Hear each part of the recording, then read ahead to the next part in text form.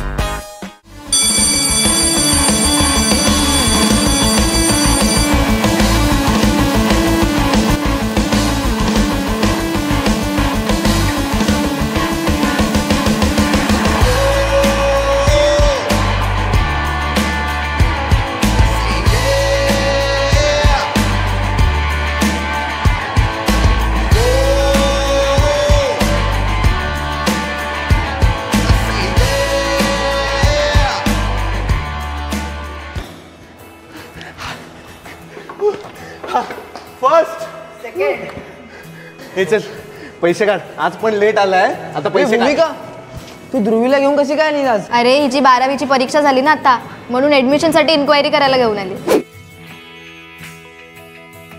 ए काँग्रेट्स। Thank you. क्या बात आहे हा। पैसे काढते पैसे। मी का काढू पैसे? का म्हणजे अरे 12वी पास झाली, ते पण 89%। Not bad. तुला किती पडलेले? 64। तुला रे? मला 95 आले यार। मला 42। ठीक आहे मी देते पाडी। हां मला मेदू वडा। हे फ्राईड राईस खाऊया। आज नको रे, जड होतं। पण माझी एक अट आहे, मला NEP मध्ये झालेले बदल सांगाल तर। अरे एवढी सगळी माहिती आहे, काही कळतच नाही, यासाठीच मी बोलवलंय तुम्हाला। नाही खरंच सॉरी, खरंच सॉरी, पण नाही रे, इथे मला नाही समजवायला जमणार। खरंच सॉरी। एक मिनिट काय झालं इथे? काय प्रॉब्लेम आहे? भूमिका तुला इथे वाईब दिसते का? नाही ना। म्हणजेच use your imagination.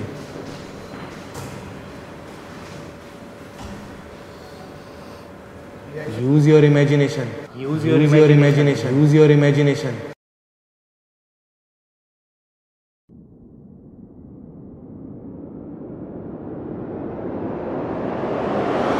So, what are your concerns, Miss Dhruvi? NEP. Okay. So, Miss Dhruvi, FY BA आणि FY BSc मध्ये अंडर NEP आपल्याला दोन मेजर विषय निवडता येतात, मेजर 1 आणि मेजर 2। मग SY ला गेल्यावर आपण ह्यापैकी कुठलाही एक विषय मेजर म्हणून आणि एक मायनर म्हणून निवडू शकतो। म्हणजे यापुढे संपूर्ण वर्ष अभ्यास केल्यावरच आपण डिसाईड करू शकतो की कोणता विषय मेजर म्हणून आणि कोणता विषय मायनर म्हणून असेल।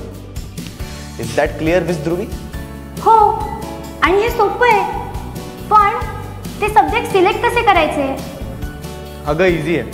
सायन्समध्येच 12 कॉम्बिनेशन्स आहेत। Botany microbiology, botany zoology, chemistry botany, chemistry physics, mathematics physics, mathematics chemistry, microbiology zoology, microbiology chemistry, physics statistics, statistics microbiology, statistics mathematics, zoology chemistry. आता ह्यातून एक कॉम्बिनेशन निवडल्यानंतर SY ला एक मेजर आणि एक मायनर विषय असेल। Mister Harsh, over to you.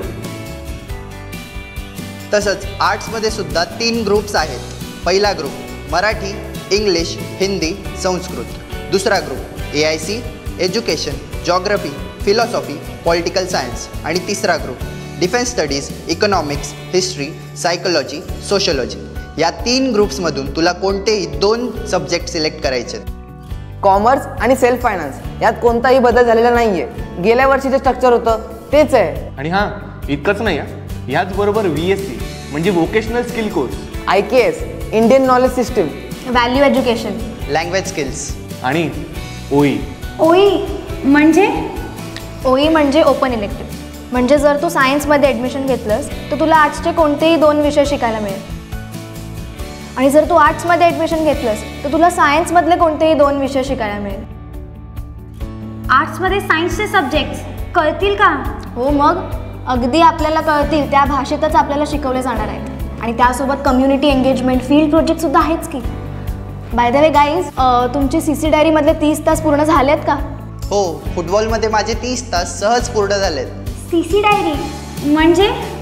CC diary म्हणजे तुला कुठलाही एक को करिक्युलर ॲक्टिव्हिटी म्हणजे dance, drama, NSS, NCC, sports यातले एक सेमिस्टरसाठी 30 तास कंप्लीट करायचे. कळलं?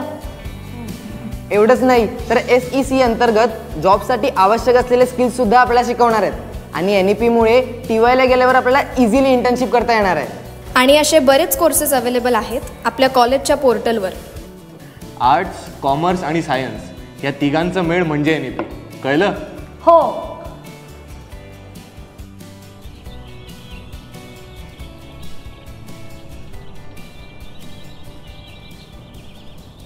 म्हणजे NEP अंतर्गत आपल्या अभ्यासासोबत आपल्या आवडत्या गोष्टी सुद्धा सहजपणे करता येणार आहेत. मग तुझं काय ठरलं? माझं ठरलंय साठे कॉलेज वाया NEP. आणि पार्टीचं काय? ॲडमिशन घेतल्यानंतर.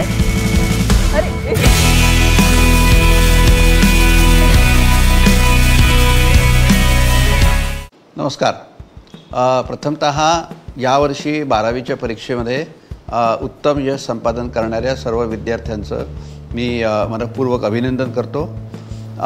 ही जी वेळ असते ती आपल्या स्वतःच्या प्रगतीकरता वेगवेगळे पर्याय निवडण्याची असते आणि आपलं पुढचं आयुष्य, आपलं सर्व जे करिअर म्हणतो आपण त्याचा विचार करण्याची, त्याकरता निर्णय घेण्याची ही वेळ असते. पॉलिटेक्निक विद्यालय असोसिएशन ही जी संस्था आहे त्या संस्थेला 100 वर्षापेक्षा जास्ती शैक्षणिक अनुभव आहे. साठे महाविद्यालय म्हणाल तर एकूण 65 वर्षाचा दैदप्यमान असा इतिहास या संस्थेच्या मागे आहे. आपल्या देशामध्ये 2020 ह्या वर्षी राष्ट्रीय शैक्षणिक धोरणाची अंमलबजावणी सुरू झाली. आपल्या राज्यामध्ये मात्र 2023-24 साली केवळ स्वायत्त महाविद्यालयांकरता ह्या धोरणाची अंमलबजावणी सुरू झाली. आमचं महाविद्यालय स्वायत्त असल्याने मागच्या वर्षी आम्ही ह्या धोरणाची यशस्वीपणे अंमलबजावणी केलेली आहे. गरज फक्त एवढीच आहे की विद्यार्थ्यांनी 2 पावलं पुढे येऊन आपल्या करिअरचा नीट विचार करावा, नीट विषयाची निवड करावी. जे जे पर्याय उपलब्ध आहेत, अनंत पर्याय उपलब्ध आहेत, पण ते करताना आपल्याला झेपतील, आपल्याला चांगल्या प्रकारे आपलं करिअर घडवतील, आपलं आयुष्य घडवतील असे विषय निवडणं ही जबाबदारी विद्यार्थ्यांची राहील. त्याकरता आमचे शिक्षक नेहमीच तुमच्या सर्वांच्या मार्गदर्शनाकरता उपलब्ध असतील. त्यांची मदत घ्या आणि मगच आपले विषय निवडा. परंतु आपल्याला जी जी माहिती आवश्यक आहे ह्या ॲडमिशनच्या करता ती सर्व आमच्या संकेतस्थळावर म्हणजे वेबसाईटवर उपलब्ध आहे. शिवाय जर फॉर्म देताना, आपला फॉर्म घेताना तुम्ही जेव्हा तुमचा जो मोबाईल नंबर आहे तो आम्हाला द्याल, त्याच्यावर जितकी माहिती आम्हाला देता येईल तेवढी आम्ही देणार आहोत. निरनिराळ्या विषयाकरता म्हणजे समजा तुमचा विषय जॉग्राफी असेल, भूगोल असेल, तर भूगोलाबद्दलची माहिती काय काय शिकवलं जाईल ती तुमच्यापर्यंत येईल. कारण आमच्या महाविद्यालयामध्ये ह्या सर्व बऱ्याचशा विषयांच्या संशोधनाच्या देखील संधी उपलब्ध आहेत. त्यामुळे आम्ही केवळ नोकरीचा विचार केला आहे असं नाही, तर आमच्या विद्यार्थ्यांनी चांगल्या प्रकारे संशोधन करावं आणि आपल्या समाजाकरता चांगलं योगदान द्यावं असाही आमचा प्रयत्न राहणार आहे. कारण ह्या महाविद्यालयामध्ये नुसते अंडरग्रॅज्युएट प्रोग्राम्स राबवले जातात असं नाही, तर पोस्ट ग्रॅज्युएट ज्याला आपण म्हणू, स्नातकोत्तर आणि PhD असे पण अभ्यासक्रम ह्या महाविद्यालयात काही काही विषयामध्ये शिकवले जातात. याबद्दलची विस्तृत अशी माहिती मी मगाशी म्हटलं तसं आमच्या संकेतस्थळावर तर आहेच, परंतु तुम्ही आज जेव्हा महाविद्यालयात याल केव्हाही, जेव्हा प्रॉस्पेक्टस घ्यायला याल, माहितीपत्रक घ्यायला याल, त्या माहितीपत्रकाबरोबर जी विस्तृत माहिती आम्ही देतो आहोत किंवा त्या माहितीपत्रकात जी माहिती देतो आहोत त्याचं व्यवस्थित वाचन करा, परिशीलन करा, समजून घ्या. जर अडचण आली तर शिक्षकांना जरूर भेटा आणि त्यानंतरच आपल्या कोर्सची निवड करा, आपल्या अभ्यासक्रमाची निवड करा आणि मग आपण यावर्षी तुमचा जो शैक्षणिक प्रवास आहे तो चांगल्या प्रकारे सुरू करू आणि एक भारताचा उत्तम सजग असा नागरिक आपल्याला घडवायचा आहे. त्या सर्व प्रयत्नाची सुरुवात करू. धन्यवाद.